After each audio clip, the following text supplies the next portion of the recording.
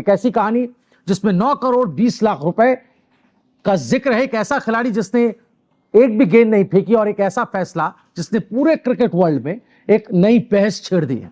Kolkata night Riders, Shahrukh Khan की team, IPL की सबसे चर्चित फ्रेंचाइजी, और इस टीम ने अबू धाबी में जो मिनी ऑक्शन हुआ था, आपको याद होगा, एक ऐसा दांव चला था जिसे देखकर लगा कि केकेआर की गेंदबाजी एक तरीके से अजय हो जाएगी।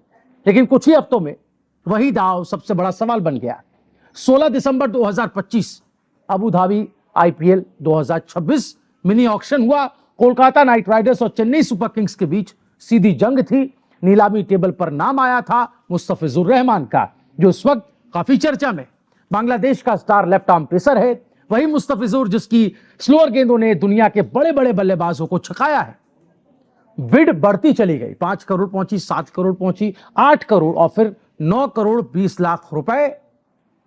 हथौड़ा गिरा, मुस्तफिजुर कोलकाता नाइट राइडर्स के खिलाड़ी बन गए। ईडन गार्डन्स के लिए एक नया हथियार पैदा हो गया, डेथ ओवर्स का नया किंग। लेकिन यह खुशी ज्यादा देर तक टिक नहीं पाई। ऑक्शन के कुछ ही दिनों बाद देश में माहौल बदलने लगा। आपको याद है बांग्लादेश में क्या हालात हुए, किस तरह से हिंदू समुदाय पर हो रहे, अल्पसंख्यकों पर हो रहे अत्याचारों को लेकर भारत में भी गुस्सा स्वाभाविक है, आक्रोश तेजी से बढ़ा। सोशल मीडिया पर विरोध हुआ, सड़कों पर आवाजें बुलंद हुई और सवाल उठने लगे कि क्या ऐसे माहौल में एक बांग्लादेशी खिलाड़ी का आईपीएल में खेलना ठीक है। देखते ही देखते मुस्तफिजुर रहमान की जो खरीद क्रिकेट से बाहर निकलकर राजनीति और जनभावना का मुद्दा भी एक उनका ऑक्शन बन गया। और फिर आया बीसीसीआई का बड़ा फैसला। बीसीसीआई के सचिव हैं देवजीत सैकिया। उन्होंने क्या कहा ये आप सुन देखिए। वो कहते हैं कि हाल की घटनाओं को देखते हुए बीसीसीआई ने केकेआर को ये डायरेक्शन दिए हैं कि वो मुस्तफिजुर रहमान को रिलीज करे, यानी जिस खिलाड़ी को 9 करोड़ 20 लाख में खरीदा गया वो एक भी मैच खेले बिना बाहर हो गया। अब सवाल ये नहीं कि मुस्तफिजुर क्यों नहीं खेलेंगे, सवाल सबसे बड़ा ये है कि 9 करोड़ 20 लाख रुपए का अब क्या होगा। क्या ये पैसा डूब गया है? ये भी चर्चा हो रही कि क्या केकेआर को भारी नुकसान हुआ है या फिर बीसीसीआई के रूल्स में कोई रास्ता है स्केप होने का। आईपीएल की लीग ऑक्शन की बात करें तो उसकी गाइडलाइंस क्या कहती हैं, ये समझना जानना जरूरी है। आपकी जानकारी के लिए बता दें कि अगर बीसीसीआई खुद क्रिकेट से अलग कारणों से किसी खिलाड़ी को रिलीज करने को कहता है तो फ्रेंचाइजी को पूरा पैसा वापस मिलता है।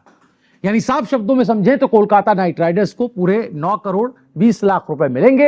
हालांकि पेमेंट हमेशा किश्तों में होती है, करीब 15% टूर्नामेंट से पहले, 65% टूर्नामेंट के दौरान और बाकी टूर्नामेंट के बाद।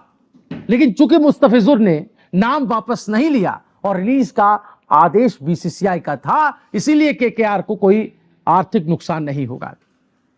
आगे हम आपको बताएंगे कि किस तरह से मुस्तफिजुर रहमान के रिप्लेसमेंट में किन नामों की दावेदारी आगे चल रही है, या लगभग किन नामों पर मोहर लगनी तय है। और यहीं से आपको एक और कहानी बताएंगे जो सबसे दिलचस्प भी है। मुस्तफिजुर बाहर हुए लेकिन केकेआर के पास रिप्लेसमेंट साइन करने का एक पूरा मौका है। सवाल यह है कि मुस्तफिजुर की जगह केकेआर किसे लाएगा। अब सोशल मीडिया पर कई नाम तैर रहे हैं, या कह लें कि नामों की बाढ़ आई हुई है। फैंस की अपनी अपनी पसंद है, लेकिन एक नाम जो अचानक से चर्चा के केंद्र में आ गया है, डुआन जानसेन का। जी हां, साउथ अफ्रीका के स्टार ऑलराउंडर हैं मार्को यानसेन, उनके जुड़वा भाई। केकेआर के पूर्व खिलाड़ी और बंगाल के विकेटकीपर बल्लेबाज श्रीवात्स गोस्वामी ने यह स्टेटमेंट दी है, जिसको लेकर के अब उनका नाम आ रहा है। अगर मुस्तफिजुर नहीं है, उनका स्टेटमेंट यह है कि अगर मुस्तफिजुर नहीं है तो केकेआर को डुआन जानसेन को साइन करना चाहिए। अब डुआन जानसेन बाएं हाथ के तेज गेंदबाज हैं, दाएं हाथ के पावर हिटर भी हैं, 6 फीट 8 इंच की कदकाठी रखते हैं, तेज बाउंस फेंकते हैं, लोअर ऑर्डर में लंबे छक्के भी लगाते हैं। उन्होंने आईपीएल में मुंबई इंडियंस के लिए खेला है, SA20 में जोबर्ग सुपर किंग्स का भी हिस्सा रहे हैं और बड़े मैचों का उनको एक्सपीरियंस है। ईडन गार्डन्स जैसी पिच पर उनकी हाइट और पेस केकेआर के लिए एक गेम चेंजिंग साबित हो सकता है, ऐसा क्रिकेट एक्सपर्ट्स अनुमान लगाते हैं। हालांकि डुआन जानसेन अकेला नाम नहीं है। अब कुछ घरेलू नामों पर आते हैं, यानी भारतीय नामों पर आते हैं, जिनकी चर्चा भी रेस में है। उमरान मलिक का भी बार बार नाम आ रहा है। भारत के एक्सप्रेस पेसर इनको कहा जाता है। 150 प्लस की रफ्तार, भारतीय विकल्प एक अच्छा हमें दिखाई देता है।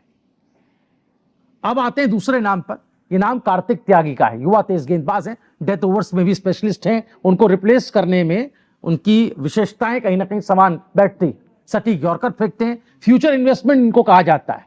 लेकिन सवाल यह है कि क्या केकेआर एक इंटरनेशनल ऑलराउंडर चुनेगा या फिर देसी रफ्तार पर भरोसा करेगा? मुस्तफिजुर रहमान बिना गेंद फेंके तो बाहर हो गए, केकेआर को पैसा भी वापस मिल गया, लेकिन सवाल असल यह है कि रिप्लेसमेंट किसका होगा? सबकी निगाहें रिप्लेसमेंट पर ही टिकी हैं। क्या डुआन जॉनसन पहनेंगे केकेआर की जर्सी या फिर कोई सरप्राइज एलिमेंट हमें यहां पर देखने को मिलेगा? बहरहाल आप तमाम लोग इस पर अपनी क्या राय रखते हैं? किसे रिप्लेसमेंट के तौर पर जो नाम हमने आपको बताया वो, या इससे अलग, इससे इतर अगर कोई नाम आपकी ज़हन में आपको लगता है कि केकेआर को रिप्लेसमेंट में मुस्तफिजुर रहमान के इस खिलाड़ी को चुनना चाहिए, तो आप अपनी राय हमें कमेंट में बता सकते हैं। इस वीडियो को ज्यादा से ज्यादा शेयर करें। ताजा अपडेट के लिए आप